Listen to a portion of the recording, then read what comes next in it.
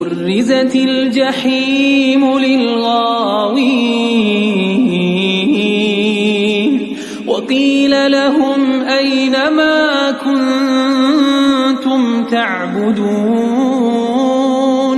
من دون الله هل ينصرونكم أو ينتصرون فكبكبوا فيها هم والغاوون وجنود إبليس أجمعون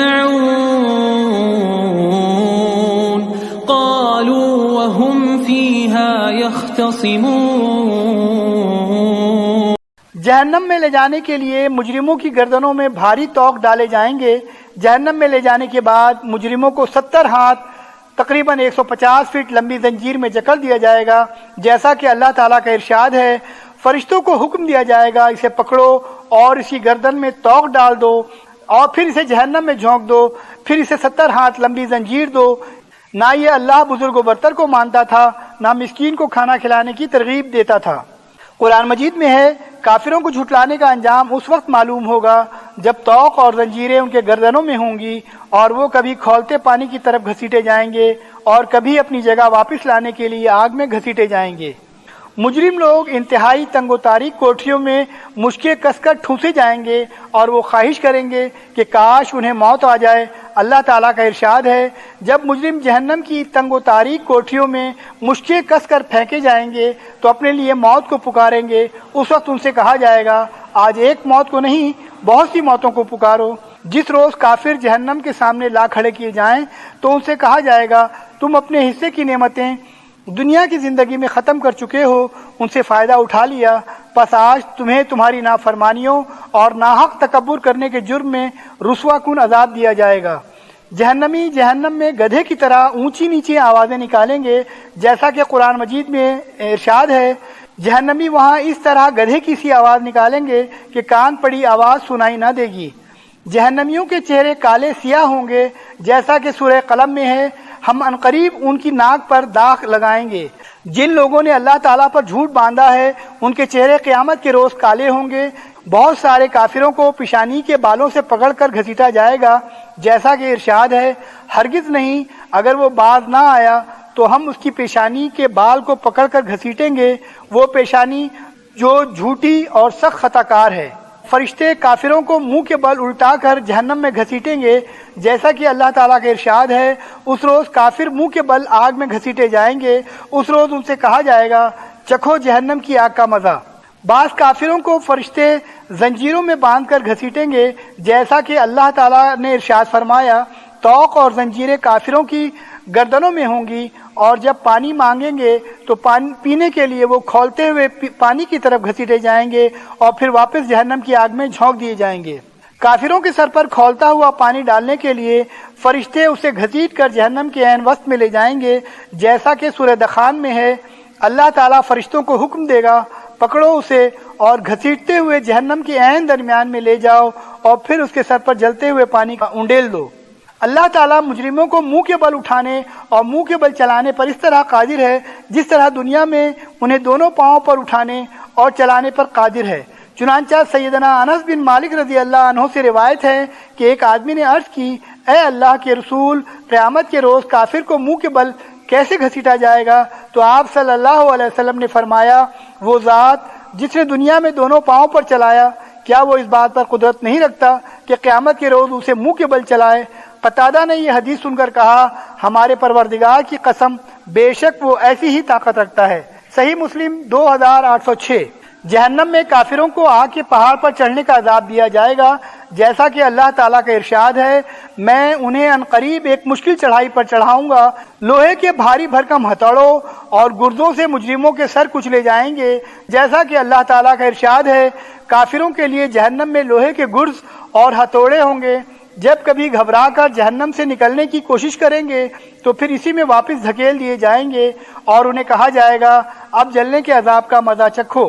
جہنم کے سانپ اونٹ کے برابر اور بچھو خچروں کے برابر ہوں گے، جن کے ایک مرتبہ ڈسنے کا اثر 40 سال تک باقی رہے گا، جیسا کہ سیدنا عبداللہ بن حارث بن اور حضرت رضی اللہ عنہ کہتے ہیں کہ رسول اللہ صلی اللہ علیہ وسلم نے ارشاد فرمایا جہنم میں بختی اونٹوں کی ایک قسم کے برابر سانپ ہوں گے، ان میں ایک سانپ کے کاٹنے سے جہنمی 40 سال تک زہر کا اثر محسوس کرتا رہے گا۔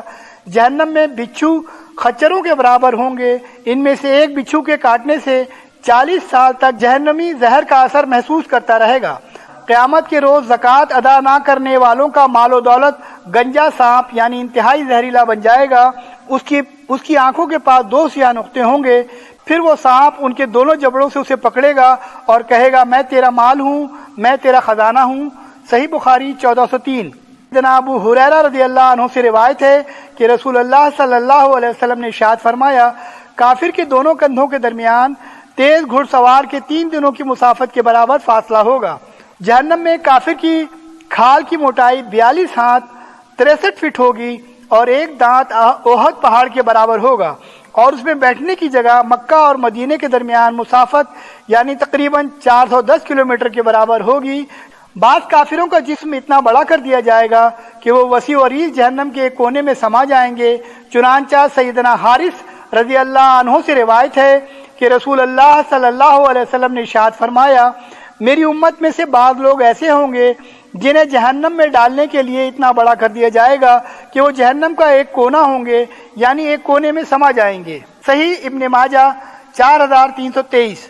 خود سید الانبیاء جناب محمد رسول اللہ کے عذاب سے بہت زیادہ ڈرتے تھے، جیسا کہ اللہ تعالیٰ نے قرآن مجید میں ارشاد فرمایا اے پیغمبر کہو اگر میں اپنے رب کی نافرمانی کروں تو مجھے ایک بڑے خوفناک دن کے عذاب کا ڈر لگتا ہے۔ اس روز جو اس کے عذاب سے بچ گیا اس پر اللہ نے بڑا ہی رحم فرمایا، اور اللہ کے عذاب سے بچ جانا ہی بہت بڑی کامیابی ہے۔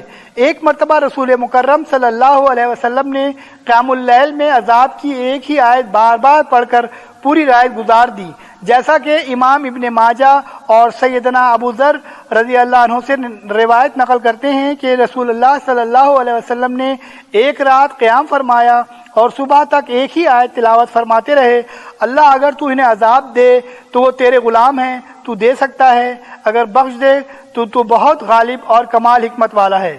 سنن ابن ماجہ 1350۔